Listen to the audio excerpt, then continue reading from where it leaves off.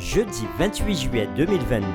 C'est un plaisir de vous retrouver sur votre chaîne L'aventure dans la parole. et de partager cette semaine avec vous le thème. Chaleur extrême. Si les contenus qui vous sont proposés vous font du bien, nous vous invitons à marquer votre appréciation En cliquant sur le pouce et en vous abonnant. en laissant des commentaires pour tous. Et surtout, n'oubliez pas de partager avec vos amis, vos parents et tous vos contacts. Et le verset de cette semaine se trouve dans Ésaïe chapitre 53, le verset 10, que nous vous invitons à dire avec nous. Il a plu à l'Éternel de le briser par la souffrance. Après avoir livré sa vie en sacrifice pour le péché, il verra une postérité et prolongera ses jours, et l'œuvre de l'Éternel prospérera entre ses mains. Dans la chaleur extrême du creuset, après avoir vu Abraham, Puis l'exemple de Osée, puis l'exemple de Job, et après l'exemple de Paul, nous nous retrouvons avec le bon berger dans Chaleur extrême. les 4 semaines précédentes, nous avons examiné jusqu'à présent de nombreux exemples de creusets que Dieu utilise pour apporter la pureté et la ressemblance à Christ dans nos vies. Cependant, certaines personnes peuvent voir ces exemples et conclure que Dieu est un maître sévère et exigeant.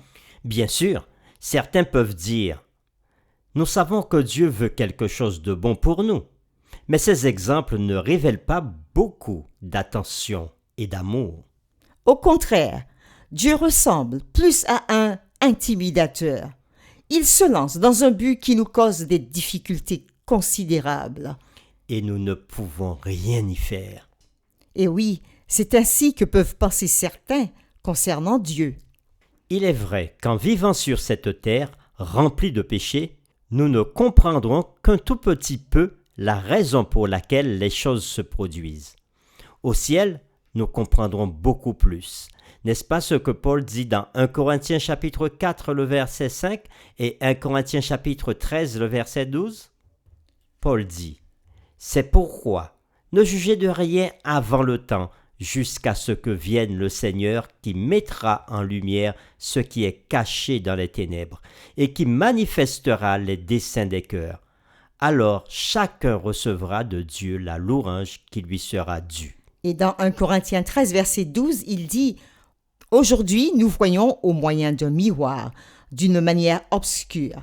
Mais alors, nous verrons face à face. Aujourd'hui, je connais en partie, mais alors, je connaîtrai comme j'ai été connu. » Et oui, pour l'instant, nous devons vivre avec le défi de croire que Dieu est présent et prend soin de nous, même si les choses ne se passent pas toujours trop bien. Ésaïe décrit très bien cette tension. Lisons-le dans Ésaïe chapitre 43, les versets 1 à 7.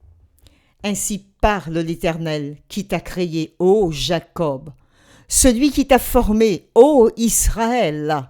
Ne crains rien, car je te rachète. Je t'appelle par ton nom. Tu es à moi.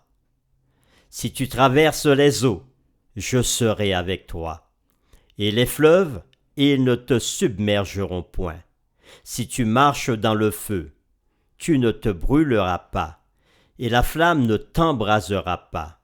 Car je suis l'Éternel, ton Dieu, le Saint d'Israël, ton Sauveur. Je donne l'Égypte pour ta rançon, l'Éthiopie et Saba à ta place. Parce que tu as du prix à mes yeux, parce que tu es honoré et que je t'aime. Je donne des hommes à ta place, des peuples pour ta vie. Ne crains rien, car je suis avec toi. Je ramènerai de l'Orient ta race, et je te rassemblerai de l'Occident. Je dirai au septentrion, donne, et au midi, ne retiens point. Fais venir mes fils des pays lointains, et mes filles de l'extrémité de la terre, tous ceux qui s'appellent de mon nom, et que j'ai créés pour ma gloire, que j'ai formés et que j'ai fait. Dans ces versets que nous venons de lire, au verset 2, Dieu dit que son peuple passera par les eaux et par le feu. Ce sont des figures de style qui illustrent des dangers extrêmes, mais peuvent aussi bien faire allusion à la traversée de la mer Rouge et du Jourdain, deux moments effrayants, mais qui ouvrirent la voie à une nouvelle vie. Vous pouvez vous attendre à ce que Dieu dise qu'il protégerait son peuple de ces dangers, qu'il le guiderait sur une voie plus facile. Mais tout comme le bon berger dans le psaume 23 que nous avons vu ensemble, il dit plutôt que lorsque les temps difficiles arrivent, le peuple de Dieu ne doit pas se laisser submerger, car il est avec lui. Lisons ensemble le psaume 23 afin de le remémorer et de nous rappeler que l'Éternel est toujours avec nous. L'Éternel est mon berger, Je ne manquerai de rien. il me fait reposer dans de verts pâturages, Il me dirige près des eaux paisibles. il restaure mon âme. Il me conduit dans les sentiers de la justice à cause de son nom. Quand je marche dans la vallée de l'ombre de la mort, Je ne crains aucun mal, car tu es avec moi. ta houlette et ton bâton me rassurent. Tu dresses devant moi une table en face de mes adversaires. Tu oins d'huile ma tête et ma coupe déborde. Oui, le bonheur et la grâce m'accompagneront tous les jours de ma vie. Et j'habiterai dans la maison de l'Éternel jusqu'à la fin de mes jours. Fin de la lecture. Oui, le bon berger nous rassure et nous dit que lorsque les temps difficiles arrivent, le peuple de Dieu ne doit pas se laisser submerger, car le bon berger est avec lui. Relisons Ésaïe chapitre 43 versets 1 à 7 et notons les différentes façons dont Dieu assure le réconfort à son peuple pendant les temps d'eau et de feu. Dieu dit au verset 1er, « Ainsi parle maintenant l'Éternel qui t'a créé, ô Jacob, celui qui t'a formé, ô Israël, ne crains rien, car je te rachète, je t'appelle par ton nom, tu es à moi. » Oui, ici, Dieu réconforte son peuple en l'appelant par son nom, en lui disant « Tu es à moi ». Donc Dieu connaît ce peuple. Et surtout, il dit à son peuple « Ne crains point, n'aie pas peur, ne crains rien, car je suis à côté de toi. » Le verset 2, « Si tu traverses les eaux, je serai avec toi, et les fleuves, ils ne te submergeront point. Si tu marches dans le feu, tu ne te brûleras pas, et la flamme ne t'embrasera pas. » Que ce soit dans l'eau ou dans le feu, Dieu nous promet sa protection. Les eaux des difficultés, les fleuves de souffrance, le feu de la fournaise des tracas, de maladies peuvent passer. Dieu dit, je suis avec toi dans ce feu. Je marche avec toi dans l'eau et je te réconforte. Au verset 3, Dieu dit ceci à son peuple, « Car je suis l'Éternel, ton Dieu, le Saint d'Israël, ton Sauveur. Je donne l'Égypte pour ta rançon, l'Éthiopie et Saba à ta place. » Dieu parle encore à son peuple en lui disant « Je suis celui qui te sauve. » Le Sauveur, c'est celui qui délivre, qui enlève du danger. Donc Dieu est ici le Sauveur du peuple d'Israël. Verset 4. « Parce que tu as du prix à mes yeux, parce que tu es honoré et que je t'aime. Je donne des hommes à ta place et des peuples pour ta vie. » Le Seigneur dit à chacun de nous, « Je t'aime. Tu as du prix à mes yeux, tu as de la valeur, tu es honoré. Et c'est parce que je t'aime, je donne des peuples pour ta vie. » Et au verset 5, il dit « Ne crains rien, car je suis avec toi. Je ramènerai de l'Orient ta race, je te rassemblerai de l'Occident. » Dieu dit ici encore à son peuple de ne pas craindre, de ne pas avoir peur de quoi que ce soit, parce que même s'il est éloigné, même s'il est loin de sa patrie, mais il va le ramener. Et surtout, il leur assure que même s'il est loin, il est toujours avec son peuple. Le verset 6, « Je dirai au septentrion, donne, et au midi, ne retiens point.